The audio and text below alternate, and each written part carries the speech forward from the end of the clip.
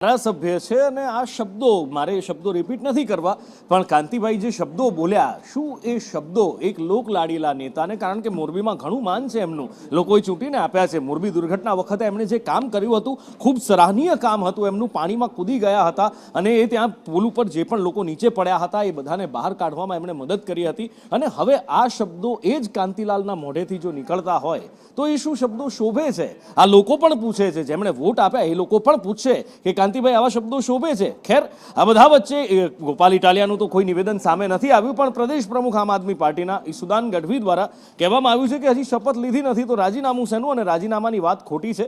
ગોપાલ ઇટાલિયા રાજીનામું નહીં આપે.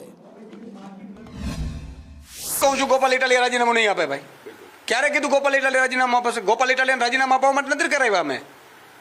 અમે ગોપાલભાઈને કામ કરવા માટે અમે બધા અમે લડવૈયા છીએ. અમે પ્રજાની વચ્ચે જવા માટે છીએ. આજે ગોપાલભાઈ અત્યારે 17 દિવસ થયા, કેટલા દિવસ થયા, સતત ગામો ગામ ભરી રહ્યા છે 20 દિવસમાં. તો અમારું ક્લિયર છે. અમારા નેતા એવું કહે છે કે અમે તો ભાઈ પ્રજાની વચ્ચે છે. ગોપાલભાઈ છે અત્યારે પ્રજાની વચ્ચે છે, હેમંતભાઈ પ્રજાની વચ્ચે છે, ચેતરભાઈ પ્રજાની વચ્ચે છે, સુધીરભાઈ પ્રજાની વચ્ચે છે. અમારું ક્લિયર છે. અમારું કહેવાનું એ છે કે રાજીનામા આપો ને આખું 161